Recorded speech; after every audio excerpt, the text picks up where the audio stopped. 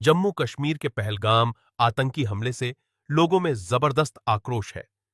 उनकी आंखें नम हैं और दिलों में गम है। प्रशासन ने जहां आतंकवाद विरोधी अभियान तेज कर दिया है, वहीं देशवासियों ने भी इन मृतकों के परिवारों के प्रति अपनी संवेदनाएं व्यक्त की हैं।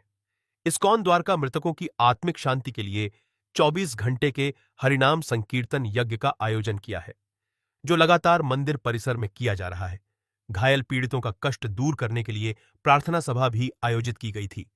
श्री श्री रुक्मिणी द्वारकाधीश इस्कॉन मंदिर से प्रार्थना की गई कि वे शोक संतप्त परिवारों को यह दुःख सहने की शक्ति प्रदान करें और उनके साथ न्याय करें। इसी कामना से लगातार भक्त मंदिर में आ रहे हैं और मृतकों की आत्मा की शांति के लिए संकीर्तन में भाग ले रहे हैं। नाम क्या है? मेरा नाम सुधा ठाकुर है। आप इस्कॉन द्वारका में आयोजित कीर्तन में आए हैं जो पहलगाम में आतंकवादी हमला हुआ था, क्या कहना चाहेंगे इस बारे में? बहुत ही ये दुखद घटना है। ऐसा होना नहीं चाहिए था। जो महिलाओं के साथ ऐसा हुआ कि उनके सामने उनके प्रभु जी लोगों को मार दिया गया। महिलाओं ने बोला कि मुझे भी मार दो। उन्होंने कहा जाके तुम मोदी जी को बताना। ये बहुत ही गलत हुआ उन लोगों के साथ। ऐसा होना नहीं चाहिए था। उनके बच्चों के सामने उनके पिता को मार दिया गया। उनके ऊपर उनके छींटे पड़े थे। उनके ऊपर वो पूरी ज़िंदगी वो भूल नहीं पाएंगे कि उन्होंने अपने पिता को अपने आंखों के सामने खो दिया। ये बहुत ही दुखद था और ऐसा मैं नहीं चाहती कि चाहे पूरा देश नहीं चाहता कि ऐसा दोबारा कभी हो। भारत सरकार ने जो कदम उठाए हैं इसके बाद उसको बारे में क्या कहना चाहेंगे? भारत सरकार ने अच्छे कदम उठाए हैं और आगे मुझे लगता है उस टाइम पे जब कहा गया कि कोई भी वहाँ सेना नहीं थी, होनी चाहिए थी। और वहाँ पे जैसा कि कश्मीर पहले से ही बहुत ज़्यादा ये मतलब डेंजरस जगह है, वहाँ पे हमेशा पुलिस वगैरह ये सेना तो होनी चाहिए। उस टाइम पता नहीं क्यों नहीं थी, होनी चाहिए थी। और आगे से मतलब कि ऐसे सेफ्टी बरकरार रखी जाए कि ऐसी कोई घटना ना हो, क्योंकि कश्मीरियों के लिए भी बहुत गलत हो गया। क्योंकि उन लोग की तो आमदनी ही टूरिज़्म थी और वो टूरिज़्म ही अभी कितना टाइम लग गया था उन लोगों को सेटल होने में। अब ये फिर से कितना 10-15 साल पीछे हो गया कश्मीर फिर, क्योंकि भारत के लोग फिर डर के मारे दोबारा नहीं जाएंगे अभी। मुझे आज जो कीर्तन हो रहा है वो किस लिए किया जा रहा है? तो बेसिकली 22 अप्रैल को जिस प्रकार से निर्मम तरीके से आतंकी हमला हुआ जिसमें 26 लोगों ने प्राण त्याग किया, तो उन्हीं के लिए ये 24 घंटे हरिनाम संकीर्तन हो रहा है, जिसके माध्यम से भगवान से प्रार्थना किया जा रहा है कि जिन्होंने अपना प्राण त्याग किया है उनको भगवान अपने चरण में शरण दें।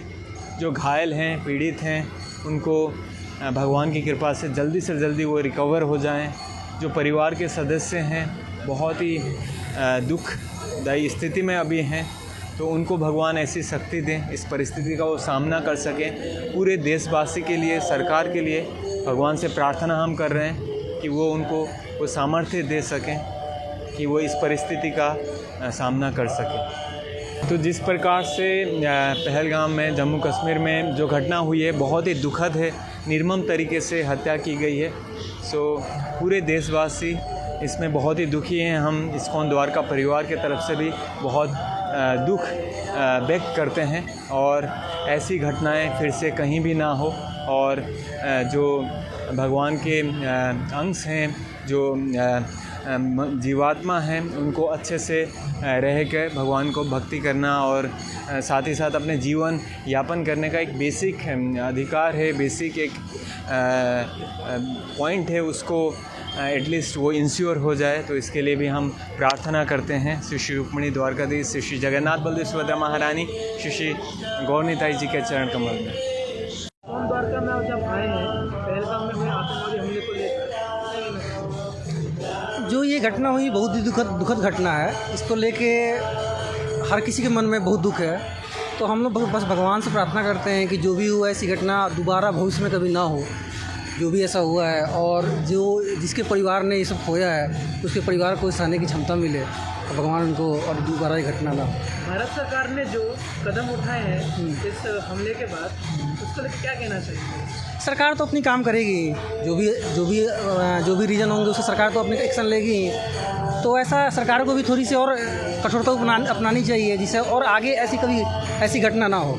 जो ये घटना हुई आतंकवादी घटना तो हुई, लेकिन ये जो धर्म पूछ के जो मारा गया वो एक गलत घटना हुई। आतंकवादी घटना तो इसको पहले भी हुई है, बहुत बार हुई है, हमेशा मतलब कहीं ना कहीं होती रहती है।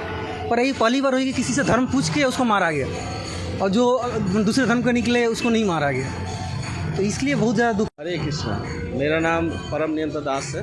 इस्कॉन द्वारका से मैं एक कार्यकर्ता हूँ, यहाँ पे सेवक हूँ।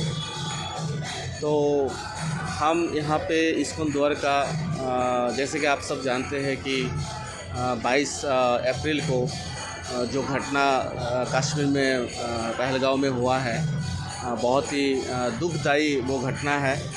और जैसे ही हमें इस घटना को पता चला तो हम एज ए भगवान की सेवक के हिसाब से हमने सोचा कि जो लोग वहाँ पे अपना जीवन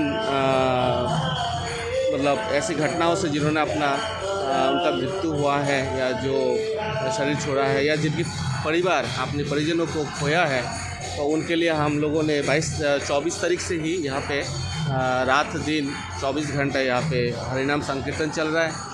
और हम भगवान से प्रार्थना कर रहे हैं कि इस हरिनाम संकीर्तन यज्ञ के द्वारा कि उनके परिवार परिजनों को सुख शांति मिलता रहे और ये इस घटना से ये बाहर निकल पाए। तो इसलिए हमने यहाँ पे हरिनाम संकीर्तन यज्ञ शुरू किया है, जो अभी ये कंटिन्यू चल रहा है हमारा, और आगे भी हम इसको करते रहेंगे इस तरह से। भारत सरकार ने जो कदम उठाए हैं पाकिस्तान के खिलाफ इस आतंकी हमले के बाद, उसके बारे क्या कहना चाहेंगे? देखिए, किसी भी कंट्री के लिए ही ये बहुत ही ऐसी घृणा कार्य है कि यहाँ सरकार को एक कड़ी स्टेप तो लेना ही था, और जो कि हमारे मोदी जी ने लिया भी है, और इसका हम पूरी तरह से सराहना करते हैं।